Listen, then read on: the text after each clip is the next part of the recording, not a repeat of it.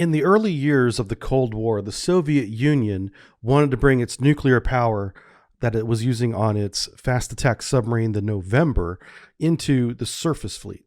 They wanted to bring it into what they called nuclear destroyers, where they would have these rather small, compared to what they ended up being, 9,000-ton displacement ships that could be air defense ships, surface combat ships, or ASW ships. The ASW ships would conduct long-term ASW continuous track of the NATO ballistic missile submarines in the Mediterranean and in the Atlantic Ocean. And the idea was to not need to refuel and come off station until that ballistic missile had finished its patrol, to stay at sea as long as the ballistic missile could.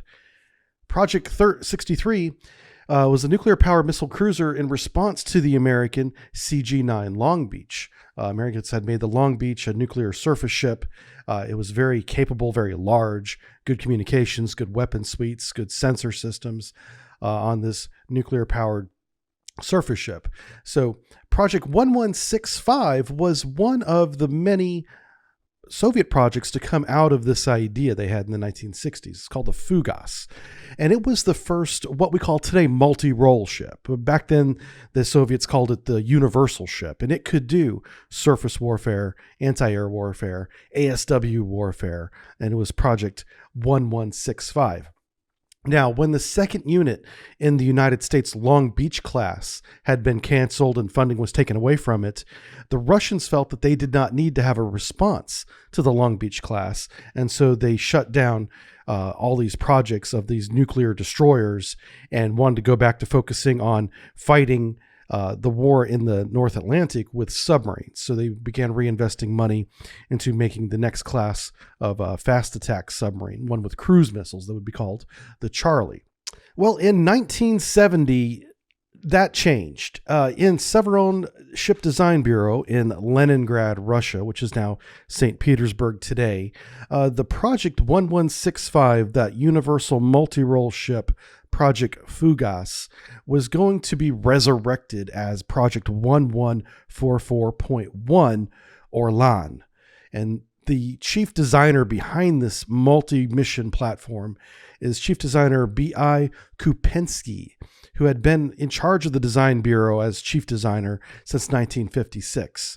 He wanted to build a large nuclear anti-submarine warfare ship. So originally, his focus was going to be on ASW and then protecting the ship from an ASW-focused mission. He was going to put 32 of their brand new P-700 Granit anti-ship missiles on it. He was going to have over 30 of the S-300 anti-aircraft missiles, which were the best missiles that they had designed up to that point. Further design choices included another P-700 Granit missiles, but were mounted on an incline facing forward to help kind of get the missile going in the right direction as it was being shot.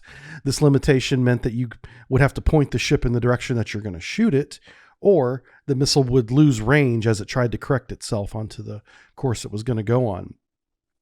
A big design decision for the 1970s was they decided, beginning with Project 1144.1, they were going to move a lot of these weapons below decks, making them essentially a vertical launch system, a system that came, vertical out of the ship or near vertical in the case of the incline P-700s, and being deployed that way. So they're not going to be exposed to the weather topside. The only thing that is exposed to the missile and weapon capsule itself is the hatch topside. So this is a very American idea. Americans had been doing this for a while, and they're going to start doing this too. So one of the designs that came out of this idea was actually implemented on what is known as the Slava destroyer today, and that is the P-700 incline mounts. Those are very similar to what you would see if you could look below decks on the Kirov.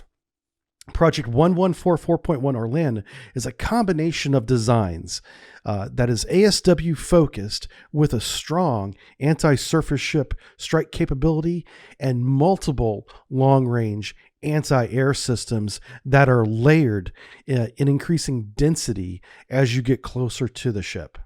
This is the Kirov nuclear battle cruiser. I want to acknowledge the sources real quick. Thank you to everyone that helped with this. You made this lecture much better. Thank you very much for the pictures, for the research, for all the work that you put in. So as we said, our story begins in Severodney Design Bureau Joint Stock Company. JSC is what it's known as today. That's the post-Soviet Union. A lot of, or the shipyard is JSC, Joint Stock Company. It's in St. Petersburg, Russia. In April 1946, this little design bureau only employed about 216 employees, and it was formed into what was then known as the Central Design Bureau 53. And it designed destroyers and corvettes, and basically the Soviet surface navy would eventually come out of this building, out of this design bureau. Most of the Soviet-era warships were designed here. In January 1966, it was renamed to the Severodney Design Bureau. And in 2001, it was renamed again, post-collapse Soviet Union, to the Federal State Unitary Enterprise Design Bureau, and then renamed again, finally, to what it's known as today in 2008 as the Joint Stock Company. Project 1144.1, soon to become Point 2, but at Point 1, it was still considered a nuclear destroyer up to 1973. And they had already started cutting steel on this ship at this point. The keel was laid at the Baltic Shipyard there in Leningrad, now called the United Shipbuilding Corporation, USC. Construction included new designs like moving those launchers below decks. We're going to get VLS launchers on a warship now out of Russia with this design. Construction costs grew as more systems were added. They added more missiles. They added multiple anti-air defensive systems, point defense systems, and the ship quickly grew from 9,000 tons to over 25,000 tons. It's almost 3 times the size that they had originally planned it to be because they just kept adding, or they saw a need to add more weapon systems to the ship. Because it is going to be the centerpiece of any Russian fleet that goes out against, submarines, or a carrier battle group is also a large target on the Soviet radar at this point. And this ship is going to be the centerpiece of that battle for the Soviet side. So critics claim that it was defenseless without air cover and too expensive to maintain. These are two very critical criticisms that are also accurate. These are lessons everyone learned out of World War II, where the age of the warship or battleship had ebbed and was fading away to history because submarine and air power were taking over the dominant positions in naval warfare during World War II, and this is decades later. So they knew that this ship would be very vulnerable. And because of this criticism was one of the reasons why they kept adding systems to this. They kept adding air defense missiles to it. You'll be impressed with how many air defense systems this one hull has. Her keel is laid in 1974. All right, Project Orlan 1144.2 officially comes about in June 1977. This is where she officially becomes a heavy battlecruiser, heavy nuclear battlecruiser. By order of Navy Command, Project reclassified as heavy naval battlecruiser on June. Originally planned to build 12 of these units. That was very ambitious that they were going to build 12. They would later reduce that to 5, of which they eventually just built 4, because these things are super expensive to maintain. The simple maintenance on just one of these is astounding, and it will keep them in port for a good part of their career, as we will see. The first Kirov is finally launched in December 1977. It is named the Kirov. It goes on sea trials for 3 years before it is commissioned in December 1988. So here is a picture of the Kirov-class in dry dock. This one is not the first one, but they're all the same. They have 2 5-bladed shaft screws there with the rudder behind the screw. And off the bow, they have 2 windlass anchors. And those screws are made out of bronze right there. Bronze alloy. So here is the original Hull 1 Kirov being launched in December 1977. Keep in mind, this is the same year that Star Wars is released in the United States. So just to give you an idea of what else is going on in the world as this ship is being built and launched. It is enormous. I love the picture on the right where you can see it in comparison to a 2-story building and how it just towers over it. It is an enormous ship. Here are some pictures of the interior, courtesy of Mr. Oleg. I love the cipher lock on the door to the left. It almost looks like an elevator,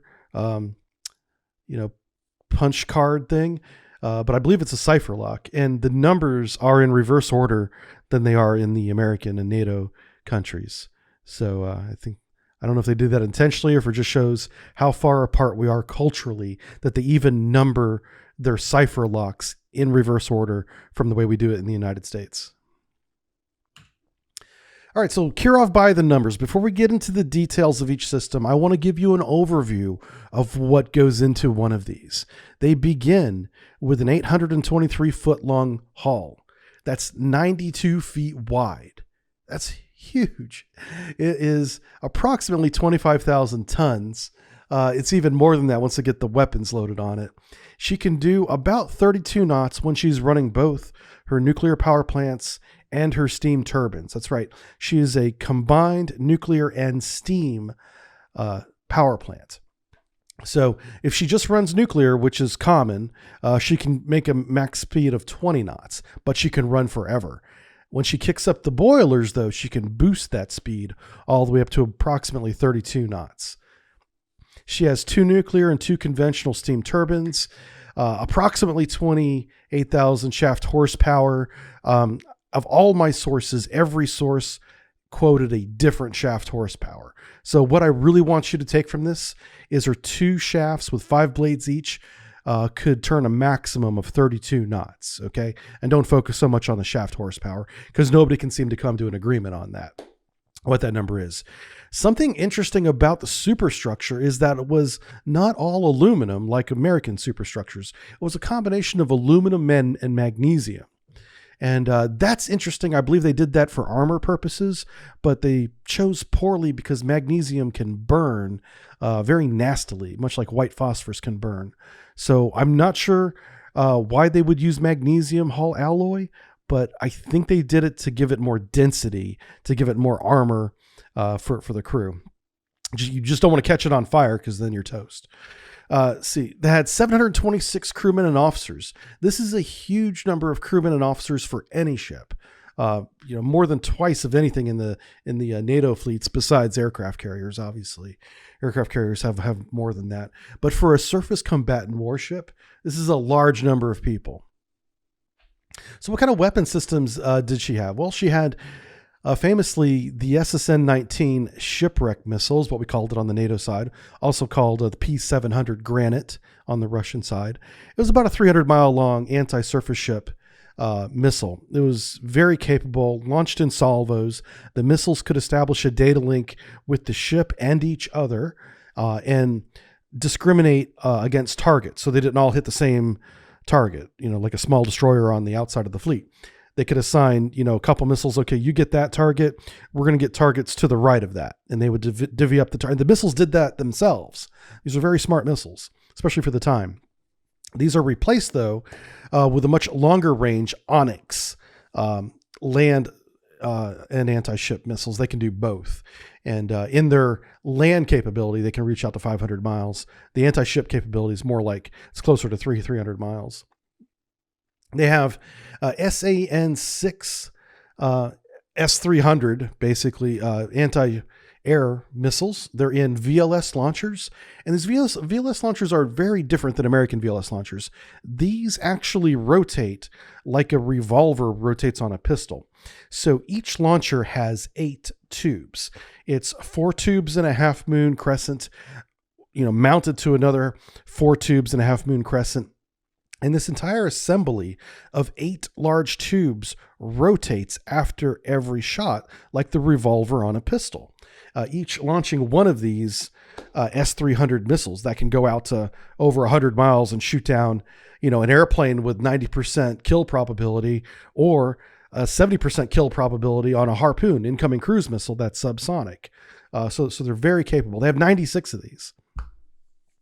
They have 40 SAN-4 surface-to-air missiles. This is for the close-in targets. If they get through the S-300 missile defense, they can, once they get in towards 10 miles or so, they begin being shot down with the SAN-4s. This is later replaced with the Tor missile, NATO name SA-9. Can go out to about 8 miles. They can carry almost 200 of those. There's a bunch of them. They have the AK-130 DP guns. These are 130 millimeter dual-purpose cannons, essentially. They have 20 of the SSN-14 torpedoes. This was on the Kirov only. They replaced that with the SAN-9s whenever they modernized the other hull. So the Kirov only had these SSN-14 ASW torpedoes. She had 2 RBU-1000. That's rocket bomb units, ASW bombs. I get a lot of questions about the term bomb and why it's not depth charge. I call it bomb or depth bomb because that's what the designation is. It's rocket bomb unit. So it was commonly spoken depth bomb whenever specifically speaking about a rocket bomb unit. But if you were to call this a depth charge, I couldn't fault you for it because it does the same job. Just understand that RBU stands for rocket bomb unit, and that's why we call it the depth bomb. Those were modernized, by the way, to RBU 6000 and 12,000. The numbers are significant as they determine the range of the weapon in meters. Something unique about the RBU is that it has a fixed range. An RBU 6000 can only be shot at a range of 6,000 yards. An RBU 1000 can only be shot at a range of 1,000 yards. It won't go 2,000 no matter what you do to it. So you literally have to position the ship to be exactly at the range you want the weapon to drop at. Okay, it's one of the drawbacks of this. So what they did was they had longer range RBUs in later units, a 12,000 meter RBU, for example, and they had these on port and starboard sides, so they wouldn't have to turn the ship entirely. It is thought that the RBU 1000 was an anti-torpedo weapon, because they certainly would never drive the Kirov within 1,000 meters of any submarine, any enemy submarine. It would be sunk before it even got there. So it is commonly believed that the RBU 1000 that was used on the Kirov was used to shoot in the direction of an incoming torpedo with the hopes of destroying the torpedo. The AK-630 point defense cannon, a very common cannon for point defense during the time. They had 8 of those. They replaced some of those with the modified or the improved Kashtan-M CIWS, close-in weapon systems. And she also went to sea with 3 helicopters. For a very short time, she had Ka-25, and then those were replaced later on in the 1980s with the Ka-27 Helix, more capable ASW helicopters. So here is generally what each of these 4 ships is going to have on it. These are the systems it's going to have. This is the speeds that it's going to run at. These are the weapons at its disposal. And it is literally a floating armory of attack capability. Hull 2 was the Frunze Project 1144.2M. Point 2M stands for modernized. Modernized means that she has the 130 millimeter cannon turret on the rear end instead of the 2 100 millimeter turrets that the Kirov have. She doesn't have the SSN-14 anymore. No, she replaced that with the SA-9 Tor missile.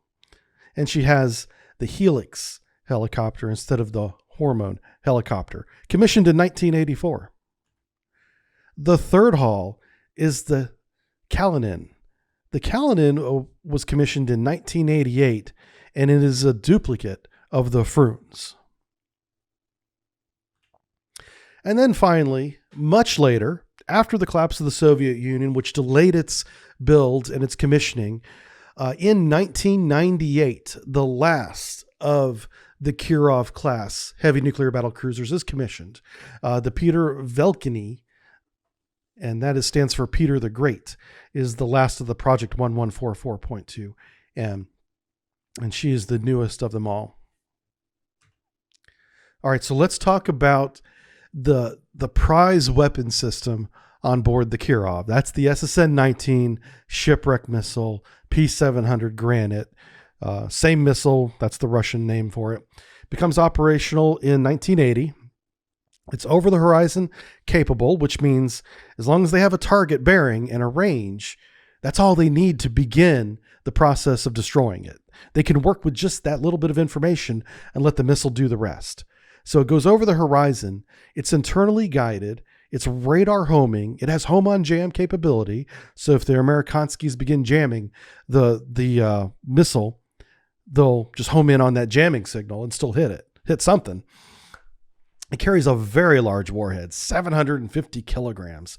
It's enormous. If this thing hits you, one, the missile's so big, that's going to rip a big hole in your ship, but then it's going to explode with this huge 750 kilogram conventional warhead. It is nuclear capable, by the way, but it's not believed that they ever deployed with that, because they have other nuclear weapons that they could use instead of these at the time. But just keep in mind that these are nuclear capable. It's shot in salvos of 4 or more typically. And the reason for that is they have data link, is the missiles work together as a team. So it makes sense for them to employ them in groups. So a group of 4 would be very common during like a war game sea trial test.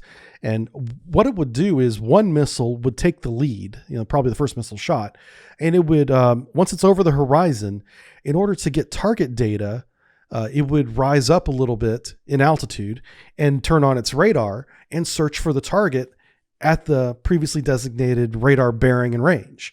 And once it got the fleet, or even just one target, it would then use the data link to give that targeting information, speed, range, course of the ship to all the missiles and the ship back home as well. It would tell them, hey, this is what I see out here. Does it check with what you want us to attack? And if it did, they would go in and it would discriminate against targets. And so it didn't all hit the same target. So like one missile could be designated for a very small contact, a larger contact, which would be presumably a large cruiser or even an aircraft carrier, would get multiple missiles. And the missiles themselves, unless otherwise directed, could discriminate their own target. This is a very advanced missile. This is a very smart missile. The Russians have always been very good at building great missiles, because that was their defense for their homeland for the longest time, was a surface-to-air missile defense against American spy planes and satellites and things like that. So they've always had a very, I would say, an advantage over NATO countries in surface-to-air missile technology. And that advantage in missile technology is apparent here in the P-700 in the 1980s. The P-700 is replaced now with the P-800 Oniks. You may see Oniks spelled with a YX as well. I believe that's the Russian spelling. Oniks is just the translated spelling. The NATO designation of this missile is SSN-26 Strobel. Again, it's a dual-purpose anti-ship land attack missile. It has approximate range of about 300 miles. The land attack version is estimated to go out as far as 500. But the naval version is 300 miles. Max altitude is 46,000 feet. It has a 300 kilogram high explosive warhead and is nuclear capable. Notice how the warhead is much smaller. I believe that that's what gives it its extended range. But there's probably more factors in that. It's probably a more efficient engine. This is a supersonic missile. Looks like it has a little ramjet. Their nose cone on the front. Anyway, very powerful missile. The SAN-6 Grumble, or S-30F, is the long-range surface-to-air missile. This is the one that's going to reach out and shoot down your aircraft at over 100 miles. It's a very large missile. It's been described as a flying telephone pole, and they're not wrong if you look at these pictures. Here you can see a great picture of the rotary launcher I was talking about. Whenever they have a full amount of tubes on the bottom of these things, they'll have 8 tubes in a complete circle. But on top side, there's only one hatch. So in order to launch all 8 missiles, they have to launch them one at a time through that one hatch and then rotate the entire cylinder of 8 missiles by one missile tube width before they can launch again. And that's how this works, is they launch, rotate, and they just repeat that process. And they have multiple hatches topside, so they're not just reliant on one. This The max speed of this weapon is over 6,500 feet per second. Very, very fast. Altitude is approximately 90,000 feet, so pretty much as high as you're going to fly a plane. That's not like the U-2 or the SR-71. This missile is going to go up and get it. It's a single-stage solid rocket fuel motor, and it's a vertically mounted revolver, like I said, and has 8 tubes per revolver. A very unique design. I really point this out to you because I haven't seen anything like this. There's nothing like this in the American Navy. We have static box launchers. We don't have anything that rotates. All right, the SAN-9 Gauntlet or Tor missile. This replaced the SSN-14 Silex launcher on the Kirov for the follow-on ships like the Frunze, the Kalinin, and the Peter the Great. Has a range of about 8 miles. Very fast, over 2,800 feet per second. Max altitude of 20,000. This missile bridges the gap between the long-range, very expensive S-300F long-range missiles and targets that are closer to it. Something about this missile, the modern version of this Tor missile, can shoot down drones as well. So if you were to swarm the ship with drones, this would be the weapon they use against your drones. It fills that gap between point defense and long-range air defense, out to about 8 miles. They have over 190 of these missiles, and they can shoot them very rapidly. In the upper right-hand corner, you can see a picture of 2 being salvo fired, one right after the other. Here's the SAN-4 Gecko. This is the older anti-air system. It has a reaction time of 27 seconds, and that's really its Achilles heel. It went into service in the 1980s. It was on the original Kirov, but it is a rail launcher. And the problem with all rail launchers, whether it's NATO, Russia, or any other country, is you have to get the missile out of the magazine and onto the rail before you spin it up. And that spinning up of the missile takes time. And then you have to give it the target data. Then you got to rotate the rail launcher into the general direction of the incoming threat. You know, all that in the case of the SAN-4 takes approximately 27 seconds. And, you know, you're going to have a missile coming over the horizon hitting your ship before 27 seconds expires.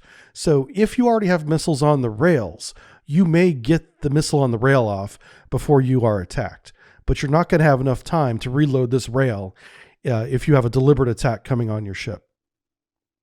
And that's why they wanted to replace this or accompany this with the SAN-9 Tor missile, because the Tor missiles can be fired very rapidly and are very accurate. If you have a Tor missile coming at you, it's very nearly a 95% kill ratio. The SSN-4 Silex, only on the Kirov, like I said, has solid fuel rocket motor. It's a free flight glider body that carries a payload beneath it. And there you can see a picture in the lower left-hand corner of the glider body on top of a torpedo. So basically this tube launcher pivots up and then rotates in the general direction, a little bit left, a little bit right of where they want it to go. And it's going to shoot the torpedo to a predetermined range out to 31 miles. Now, something really cool about the SSN-14 is that it can change its range by changing the trajectory of the rocket. For instance, if it wants to go the full 31 miles out and drop the torpedo, it would pick the most optimum elliptical arc to go out there with the rocket motor. But if it only needs to go out 15 miles, well, how is it going to do that? It's got enough rocket motor energy to go 30 miles. Well, in that case, for a shorter range, it's going to pick a more parabolic, ballistic trajectory where it shoots higher than it needs to, just to burn energy. And then it drops itself down at a shorter range. And so the higher they pivot these tubes, the shorter the range comes in. Imagine like shooting a basketball. You know, if you're closer to the hoop, you don't need to have as an efficient or flat a trajectory. You can shoot the ball very high and have it come down in a very steep angle. Well, that's very similar to what they're doing with the Silex here. The AK-100 naval gun. This is Kirov only. Kirov only had these two turrets aft of the superstructure that could pivot just over 180 degrees port and starboard and unload 100 millimeter dual purpose shells. They could shoot 60 shells per minute. Each turret had approximately 350 rounds apiece for a total of 700 rounds. And that would probably get the job done no matter what it's shooting, because it's a large gun. Imagine an artillery piece shooting an artillery shell every second. Yeah, that's what these guns do. They have, and they're dual purpose. They have an anti-air shell, which explodes like a shotgun shell essentially, and they have an HE fragmentation shell for anti-surface ships. That was replaced though. The AK-130 cannon replaced it, came in service in 1985. The Kirov retained her two turrets, but future builds, the Frunze, the Kalinin, the Peter the Great, each got this one. And this is one of the key ways you can tell the difference between the original Kirov and all the ones that came after her, is just look for this little ball turret after the superstructure. It's double barreled, it's water cooled. It shoots 35 130 millimeter shells per minute, so a little bit fire cyclic rate. And that's per barrel, by the way. It has 15 miles range and 180 round magazine. It is an unmanned turret and has an autoloader inside, pulling up rounds from below the turret where the magazine is. All right, the RBU 1000, we talked about these. These were replaced with the RBU 6000 and 12,000. I have pictures here of the RBU 1000s, though, for you, give you an idea what it looks like. Again, it's a rocket bomb unit. It's a conventional bomb. It's been in service since 1962. It's a very old, reliable weapon. And I've been asked many times, how effective is this? Now, I personally have never been shot at by this, so I can't really tell you. But I do know that we made sure from the NATO perspective that we never maintained a range of 12,000, 6,000, or 1,000 meters. You know, we got through those ranges if we had to get closer to a unit, because you never want to be sitting on the bullseye of one of these RBUs. AK-630 point defense system. It's a close-in weapon system. Very impressive, very similar to the NATO CIWS or American CIWS system. 6-barrel, 30 millimeter rotary cannon, just like ours. It is radar and television directed. And has both automatic and manual modes. Has approximately a 3-mile range, and that's being a little bit generous. I imagine it would begin shooting at 3 to 5 miles if that missile is coming in on it, because it wouldn't need to have that much greater range. But this is replaced with the Kashtan-M, Kashtan modernized CIWS. And this incorporates a number of SA-19 SAMs, which are short-range surface-to-air missiles. Has a max range of about 6 miles. That's for the missiles. And again, for the ballistics, it's about 3 to 5 miles. The surface-to-air missiles can go up to 10,000 feet, so it's perfect for cruise missiles that are coming in at it. It has 2 of the 630 KD rotary cannons there. They have a very short range and has a 5-second reaction time. So it can very quickly go from being cold steel to being hot, ready to shoot in about 5 seconds. Here's a picture of the Ka-25 Hormone. Remember, this is the original helicopter on the Kirov. She was quickly replaced by the follow-on Ka-27. But the Ka-25 has a big role in history to play, is that she was the first Soviet dedicated combat aviation maritime helicopter. She set the bar. She was the first dedicated one to do this. They had other helicopters that did the job as well, but this one was dedicated to this ASW OTH targeting, over the horizon targeting job that would deploy permanently with ships at sea and assist them during their missions. It has a very unique rotor design. It has a coaxial, 3-bladed, contra-rotating blades there. Has a range of about 215 nautical miles. That's if it doesn't have much of a weapons load and a full tank of gas, and can reach speeds of about 115 miles per hour. Again, all that's dependent on what is attached to it. The more you put on it, the slower it's going to be. Here's the K-27M maritime modernized ASW helicopter. Over the horizon targeting capability, has maritime rescue role, so it can, lower and pick up, people from the water. It can provide a transport role for supplies and goods between ships. It really is a multi-mission helicopter, much more capable than the K-25. But in addition to those roles, it still performs the same role that the K-25 did, where she's launching sonar buoys. She has a radar mounted under the cockpit there, you can see. It's a phased array radar, so it's a little more modern, a little more accurate. She also has ESM and data link upgrades and a magnetic anomaly detector for finding submarines. So just a more capable helicopter for the Kirov. Okay, Kirov sensors and equipment. We're going to go over each of these in detail, but here's a list of what the Kirov has. So in addition to all the weapons, these are all the systems that they use to employ those weapons. They have top pair 3D search radar. That's for air search. They have top steer, which is a 3D surface search radar. They also have a navigation radar called Pomfrond, which is still in use today. Top dome is the SA-N6 fire control radar.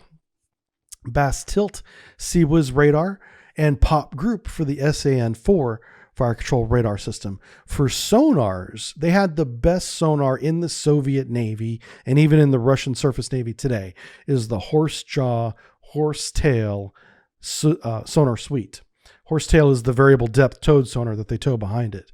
It is hands down the best ASW sonar that the Soviets ever created. That's why they still use it and they continue to improve it. This thing will snap your ass up. You don't want to get near a horse-jaw active sonar pulse of any kind in any submarine, because it will. A blind man can see you on the horse-jaw display if you get too close to it. Top pair radars. Let's begin with that. Top pair, as the name suggests, consists of two radars. You have top sail and big net. The S-300 radars use command, guidance, and terminal semi-active homing from these radars to assist the P700s and P800s in their final guidance of their attack. Top steer radar is mounted on the mast just aft of the forward mast. It is an S-band surface search radar, 2 to 2.5 gigahertz transmission with 150 kilometer range. Basically, a surface search radar looking for ships. Here's the Pomfrond navigation radar, a little bit lower range, used for just navigating around navigation hazards and close to shore, pulling in and out of port. Standard X-band short range radar at 9.4 megahertz. Top dome fire control radar is a pulse Doppler phased array radar with a range of about 170 kilometers. This provides guidance to the S-300 surface-to-air missiles. This is the radar that's going to pivot in the direction of the threat and guide the surface-to-air missiles all the way to their target.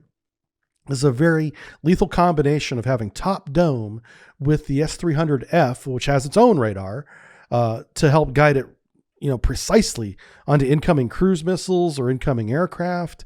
And that's how you get that high kill ratio with the S-300 radar, is in cooperation with top dome. Can attack 3 targets at the same time. That's a technical limitation of the Cold War. I imagine by today's standards that has been improved. But back in the day, 3 targets at a time. Bass Tilt fire control radar, operational since 1976. This is for your CIWS fire control system, for guiding those rotary cannons onto incoming cruise missiles or anything close.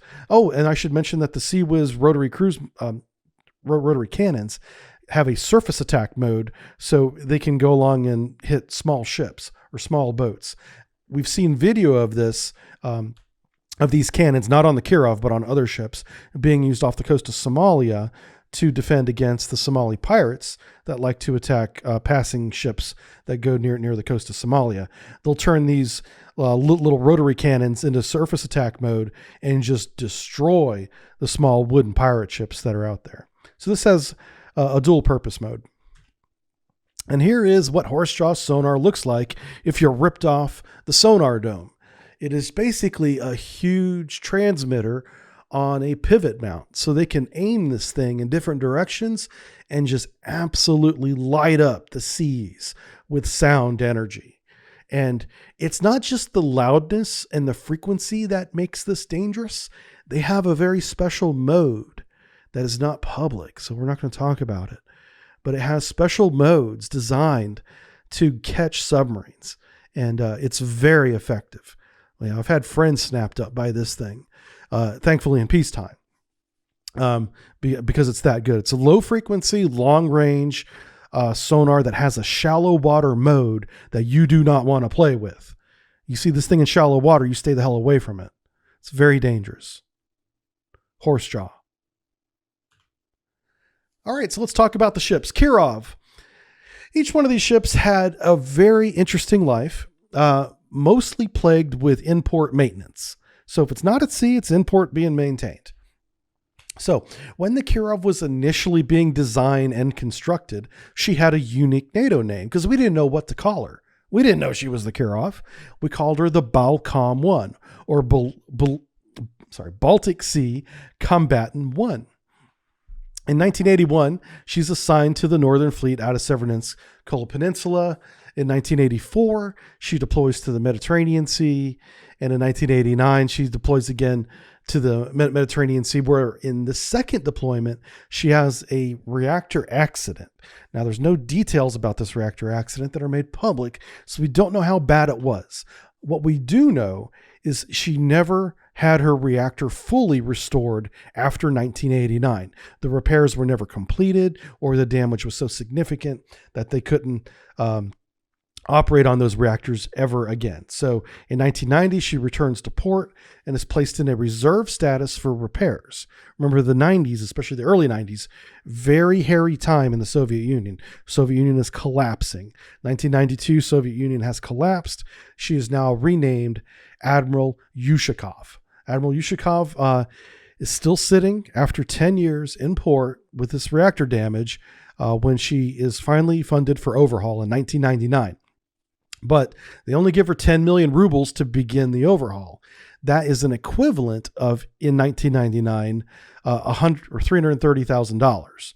So that's enough to basically assemble a repair team and have them work a few hours a day, 3 days a week. It's not much work happening there. So, of course, they had hoped to put more money into the overhaul in 2000 and 2001.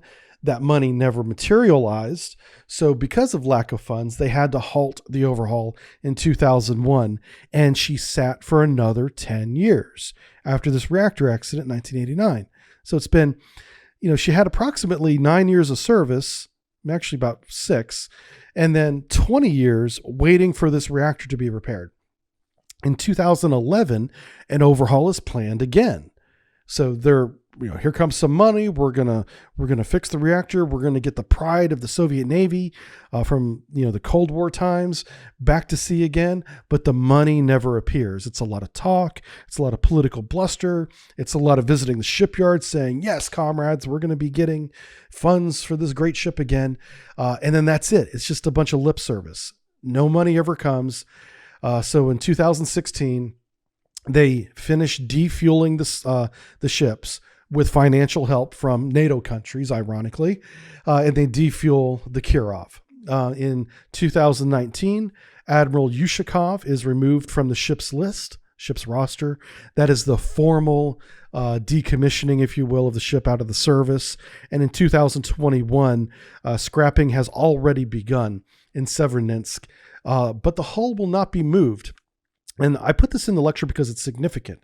Severnensk has a lot of waterfront real estate that they dock ships to, and they repair them without going into dry dock because they have very limited dry dock facilities, especially now that the floating dry dock, that was their largest, has sunk, and they can't seem to get it working again. So they have to bring these ships into the pier side and do as much as they can with the ship in the water.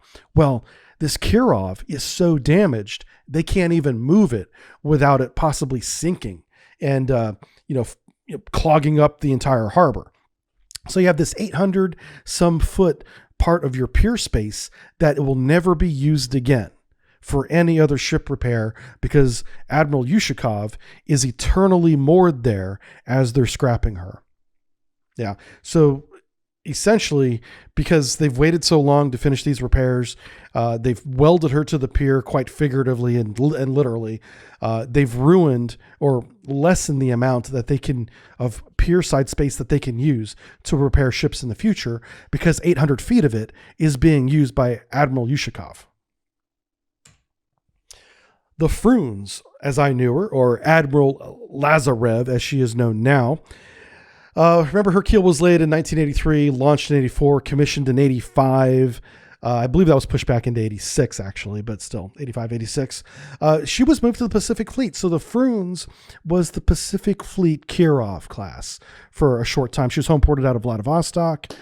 She famously had a goodwill tour, or she did a long cruise down to the South Pacific where she visited Vietnam and a lot of the countries down there in the 1980s. After the collapse of the Soviet Union, Frunze was renamed Admiral Lazarev, still over in the Pacific Fleet. And in 1997, she's due for her first major overhaul, but she has no money. So she pulls into port for work, and she sits there starting in 1997. Well, in 1999, just 2 years later, because they already are having trouble funding the Kirov, which is Hull 1 over on the Atlantic side, they just go ahead and they remove Admiral Lazarev from the ship's list. She's gone. She's not coming back. But she's still physically tied to a pier, right? So she's moved to Strelok Bay, which is very near Vladivostok. So it's basically right around the corner. They're just kind of getting her out of the way, out of the main harbor, and she's going to be scrapped over there in Strelok Bay.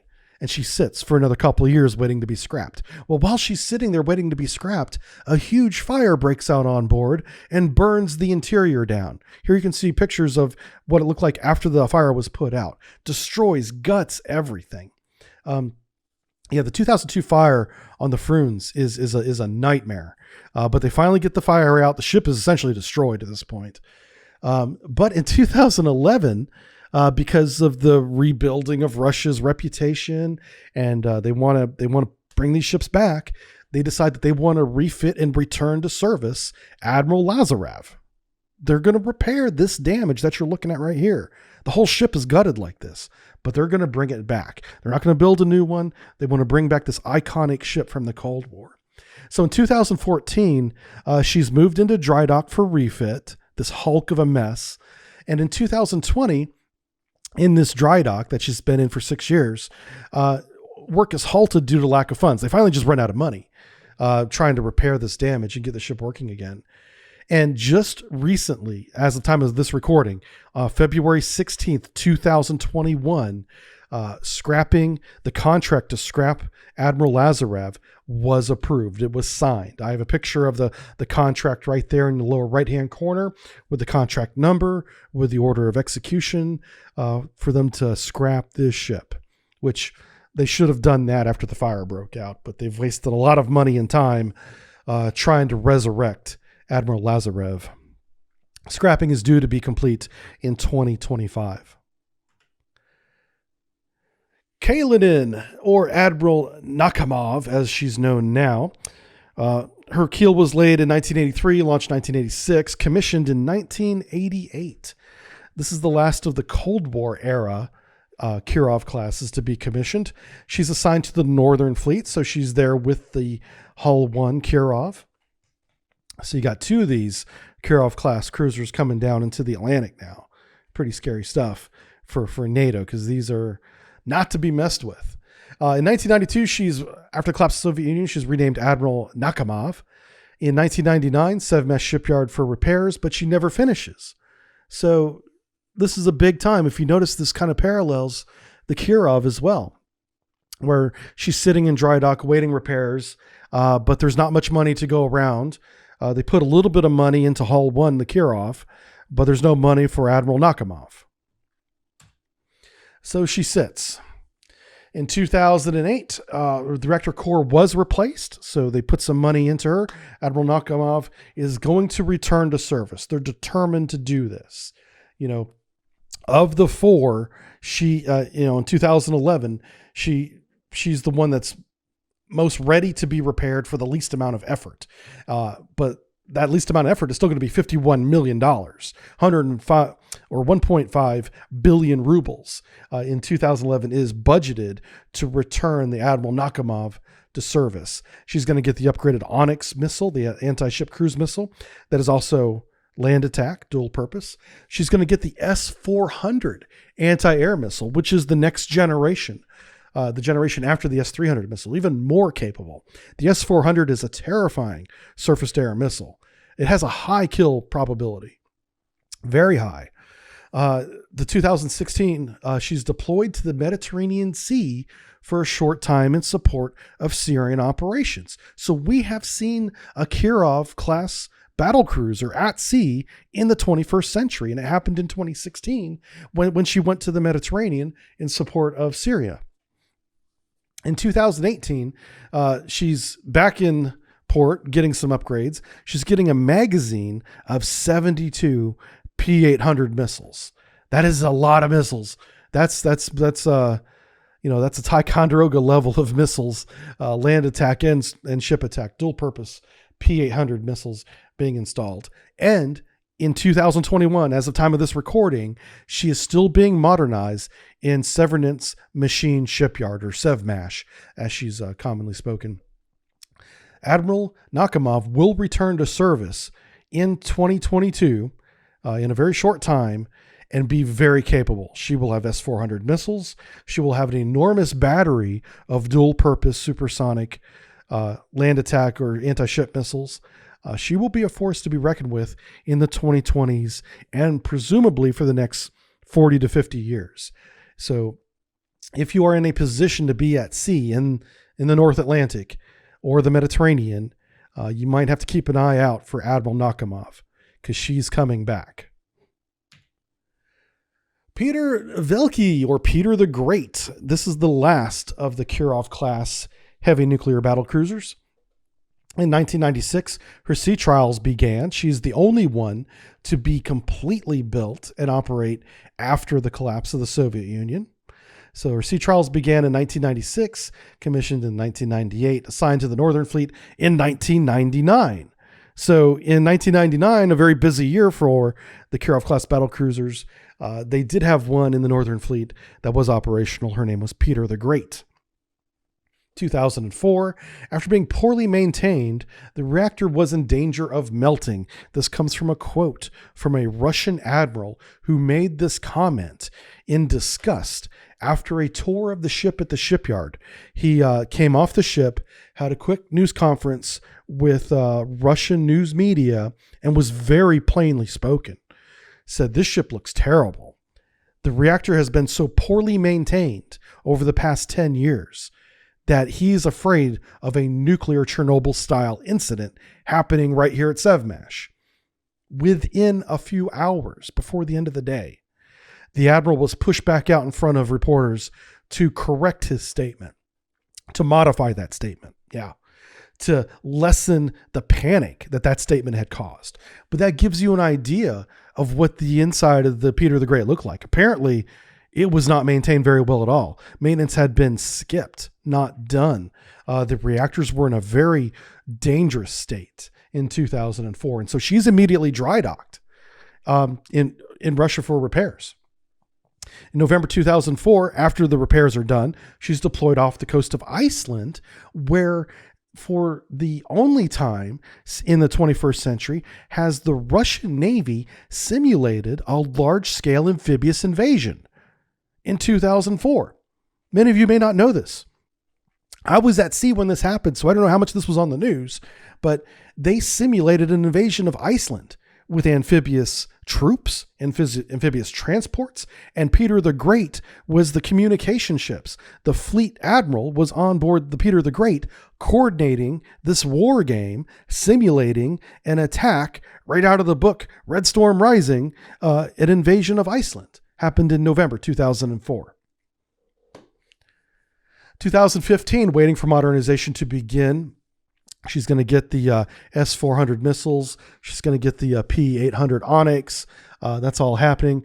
In 2016, that restoration is complete. She is deployed to the Barents Sea for weapons testing for all those new weapon systems she just got on board. The Barents Sea is right outside, or is right off the shore. She doesn't basically have to go very far to do all that. So she does a war game in 2016 and pulls back into port. She is being modernized again in 2020. This modernization, probably due to lack of funds, has been put on hold while they finish Admiral Nakhimov. So Admiral Nakhimov is going to be fully modernized first, and then Peter the Great is going to come right after her. All right, so here's the status of the Kirov-class in 2021. The Kirov and the Frunze, the OGs, the original Kirovs, the ones that I was around, are gone forever. They're lost to history. They're scrapped, and we're never going to see them again. But the Kalinin is going to come back as Admiral Nakhimov in 2022, probably. We're kind of looking into the future here a little bit, as a fully upgraded, fully modernized Kirov-class heavy nuclear battlecruiser. She is going to be a force to be reckoned with. She is a floating fleet. She can do everything from long range to short range, from ASW to anti-ship to anti-air. She is a communication ship. She is literally a multi-role ship, is what we call these ships today.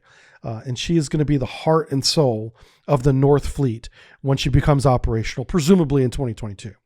And right on her heels, a ship that doesn't need nearly as much work, is Peter the Great. Peter the Great is going to be modernized immediately after Nakhimov is done. And we'll see where she ends up. Ideally, what I expect to happen is one of these ships will be out of the Northern Fleet, and the other ship will be out of Vladivostok in the Pacific Fleet. Probably. They'll probably divide them up like that, one on each coast. But we can look for a 21st century version of the Kirov. So final thoughts. What do I think of this ship? Man, I love the Kirov. I know it's on the opposite team, but damn, I love the Kirov. She's a beautiful ship. She's very capable, and she has my admiration. I mean, just the design, the audacity, the power of a nuclear-powered multi-role ship that can do everything. I just love it. I can't help myself. I'm too much of a fan of naval warfare and power to not appreciate this ship. It's amazing. It's wonderful. So it's the most powerful cruiser built during the Cold War.